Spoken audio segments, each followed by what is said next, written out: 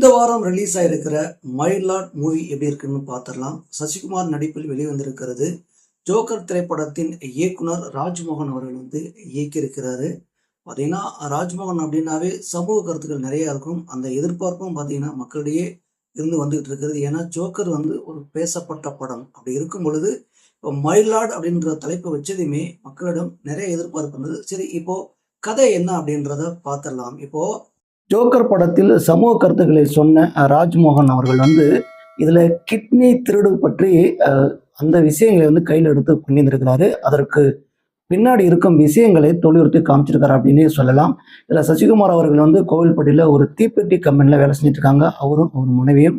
அவங்களுக்கு மனைவிக்கு, அதாவது சசிகுமார் மனைவிக்கு ஒரு பிரச்சனை ஏற்படுது. அந்த பிரச்சனைக்காக ஹாஸ்பிட்டலுக்கு போகும்பொழுது அங்கே பார்த்தீங்கன்னா சர்டிஃபிகேட்லாம் கேட்கும்பொழுது அங்கே சசிகுமாரும் அவர் மனைவியும் இருந்ததாக சொல்லப்படுகிறது. அதற்கு பின்னாடி இன்னொரு விஷயம் என்ன புகுத்தப்படுகிறதுனா, அவருக்கு அந்த மருத்துவ செலவுக்காக பார்த்தீங்கன்னா கந்து வட்டியிலிருந்து பணம் வாங்கியிருப்பார். அப்போ அந்த கந்து வட்டிக்காரர்கள் எப்படி சசிகுமாரை பயன்படுத்தி கொண்டு இங்கே, அதாவது அவங்க இறந்ததாக சொல்லப்படும் அந்த விஷயங்களை வைத்து என்னென்ன நடக்குது அப்படின்றதான் ஸ்க்ரீன் பிளே பண்ணியிருக்காங்க. இதில் இன்னொரு முக்கியமான விஷயம் என்னென்னா, ஃபாரின்லேருந்து ஒருத்தருக்கு பார்த்தீங்கன்னா கிட்னி ஃபெயிலியர் ஆகிடுது. அவருக்கு கிட்னி பொருந்துவதற்காக நிறைய கிட்னியை தேடுறாங்க. அந்த கிட்னி யார்ட்டுக்குன்னா சசிகுமார் இருக்கு. இந்த கிட்னி பொருந்துதா இல்லையா, அந்த கிட்னி திருடுக்கு பின்னாடி என்ன நடந்துச்சு, ஹாஸ்பிட்டலில் நடந்துச்சு, கந்து வட்டிக்காரன் என்ன சொன்னாங்க அப்படின்றது பார்த்தீங்கன்னா ஒரு முக்கோண விஷயங்களை எடுத்துக்கிட்டே ராஜ்மோகன் அவர்கள் பண்ணியிருக்காரு.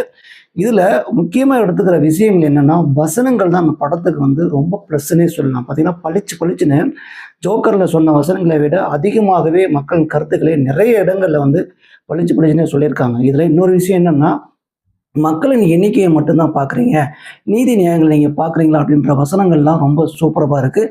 சசிகுமார் அவர் நடிப்பில் ரொம்ப சூப்பராக பண்ணியிருந்திருக்காரு. ஆனால் நந்தன் அந்த படத்தின் கேரக்டர் இதில் அங்கங்கே நமக்கு ஞாபகப்படுத்தனே சொல்லலாம்.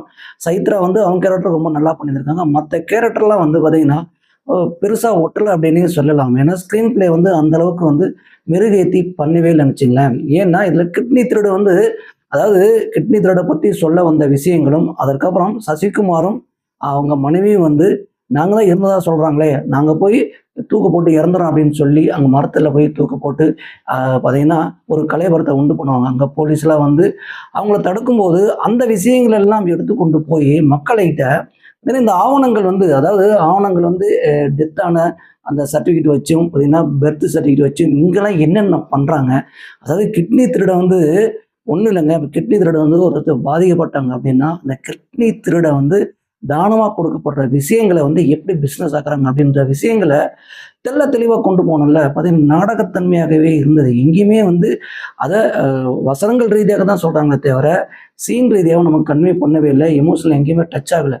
சசிகுமாரும் நம்ம ஆல்ரெடி சொன்ன மாதிரி அவங்க மனைவியும் சைத்ரா மட்டுமே ஏன்னா நமக்கு நடிப்புலையும் சரி மற்ற விஷயங்களும் சரி நமக்கு ஒட்டுதே தவிர மற்ற சுற்றியில் இருக்க கேரக்டர் யாருமே சரிவர அந்த கேரக்டர் வடிவமைக்கப்படவும் இல்லை. அதுக்கப்புறம் நம்மளிடம் ஒன்றையும் இல்லை. அது மாதிரி தான் ஸ்க்ரீன் பிளே அமைச்சிருக்காங்க. இல்லை கோர்ட்டு சீன் பார்த்தீங்கன்னா கிளைமேக்ஸில் சசிகுமார் தேம்பி அழுவார்.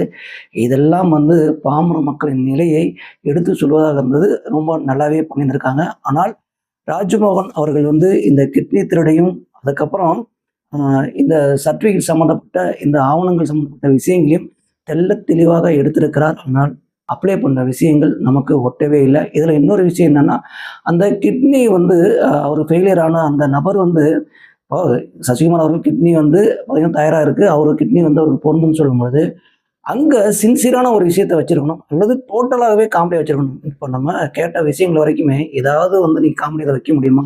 ஏன்னா மக்கள் பாதிக்கப்பட்ட ஒரு விஷயம். ஆனால் அந்த கேரக்டர் என்னன்னா, ஒரு வாட்டி கிட்னி வேணும்பாங்க, ஒரு வாட்டி வேணாம்பாங்க, பார்த்தீங்கன்னா அவர் ஓடி போயிடுறாரு.